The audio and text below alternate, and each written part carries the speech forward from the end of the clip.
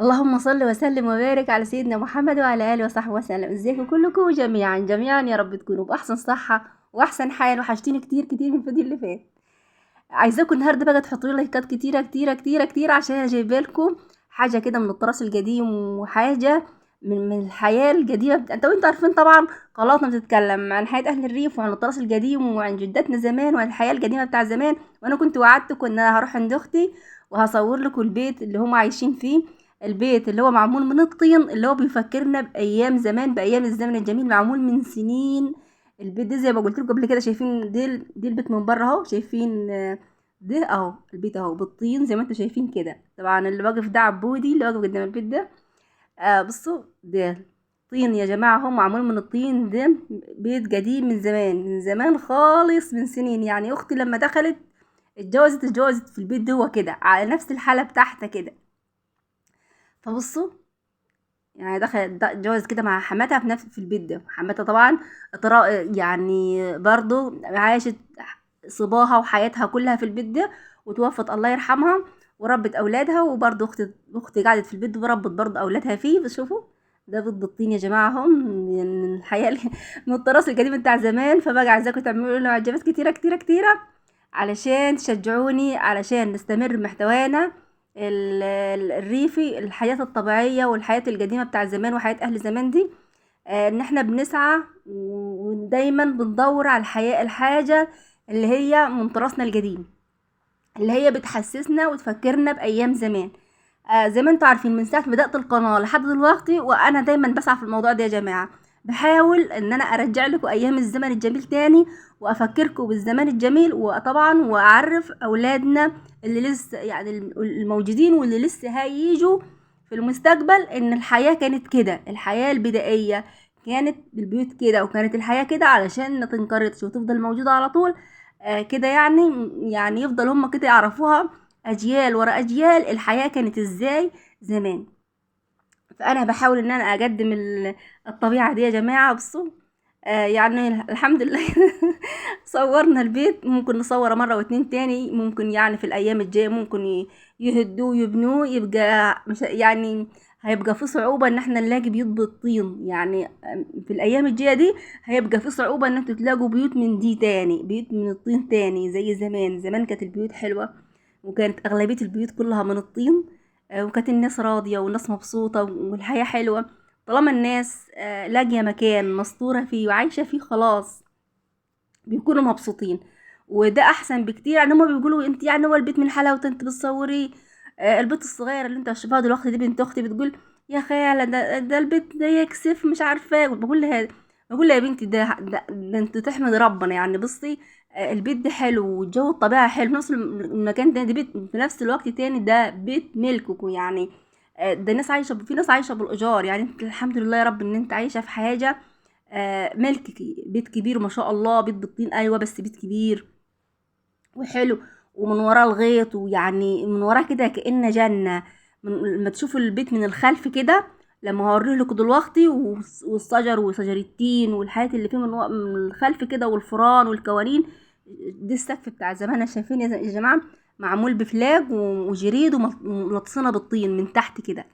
يعني السقف من تحت كده عاملينها بالطين كده، شايفين اهو فلاج ومعمول بالطين وكده. انا كنت بوريكم البيت، فهي متهيألها ان كده البيت ده مش حلو والبيت وحش والبيت ما يتوراش. بقول لها هي صغيره انت هتشوفها دلوقتي معايا، بس هي طبعا مش هتظهر. بقول لها يا بنتي ده بيت كبير وبالطين وبيت كبير وحلو، وفي نفس الوقت تاني بيت ملككوا يعني. دي حاجه حلوه، مش حاجه يعني ان انت مش مهم هو البيت مبني ازاي. المهم ان الناس ان الواحد يكون عنده حاجه ستراه، ويكون الواحد عنده حاجه ملكه، محدش كل شويه يطلع منها ويقول لها اجي نمشي من هنا وروح اسكن. يعني احنا خلاص مش هنأجر لك تاني. الحمد لله ان هو الحاجه بتبقى ملك الواحد. مش مهم بقى هي مبنيه ازاي. ف صورت زي ما على قد ما قدرت في البيت. يعني طبعا انا مش هينفع ان انا الف في بيتهم كده. هي صورت لكم المنظره والصاله اللي في النص ده و... والبيت من بره. وبعدين جينا هنا كده بره كده نشرب الشاي في الحته اللي هنا دي، اللي هي بقى ايه، اللي هي في البيت من الخلف كده. ونورة اهي كانت بتدعك المواعين. كان مش عايزه ان هي تقول لا، كان محروجه قال من البيت عشان البيت قال مبني من الطين. وانا قلت لها يا بنتي ده حلو يعني، ما حدش لاقي الحاجات دي دلوقتي، الحاجات دي خلاص انكرت، ما حدش لاقيها. هم ان شاء الله باذن الله قريب كده ان شاء الله هيهدوا ويبنوا كل حاجه. بس انا قلت لها ده حاجات قديمه وتراث قديم وبتفكرنا بايام زمان، حاجات حلوه. بص بقى، قعدنا شربنا شاي بنعناع، وبعدين هتشوفونا وقت ناكل تين، هيجيبوا لنا تين كده، تين الشوكي دي، ونقشر تين وناكل تين. هوريكم النعناع دلوقتي ومزروع في الارض. بسم الله ما شاء الله يا جماعه، الجو جميل جدا جدا، روعه. شايفين؟ بسم الله ما شاء الله. ودي المكنه اهي اللي بيسقوا منها، ودي الشامي، ودي القوانين بتاعتهم. الدنيا حلوه. شايفين شجره الجوافه وشجر سفندي؟ بسم الله ما شاء الله. الدنيا حلوه جدا جدا، وخاصه في الصبح بدري يا جماعه لما يفتحوا الباب كده، الباب ده فاتح لشرق كده، في لحظة شروق الشمس كده بيبقى شايفينها، لا قدامهم هنا بيوت ولا اي حاجة، طبعا الزرع بتاعهم. وهم لما يفتحوا الباب كده ويبقى الشمس هي بتشرق كده، بتبقى باينة كده من بعيد، بتبقى شكلها جميل جدا. شايفين دي النعناع؟ انا هنا كنت بوريكم النعناع. شايفين؟ بسم الله ما شاء الله، روعة جدا جدا. انا عن نفسي بحب الطبيعة جدا جدا، بحب التراث القديم، بحب الحياة البدائية قوي قوي قوي يعني. انا عشان كده انا مخليه المحتوى بتاعي كده تراث قديم وحياة ريفية، والحياة دي انا بحبها يا جماعة. بصوا، بسم الله ما شاء الله، دي المكنه اهي. ويعني الدنيا حلوه هنا، الدنيا حلوه جدا جدا. شايفين الطشيطه بتاع زمان دي يا جماعه اهي؟ دي الطشت بتاع زمان يعني.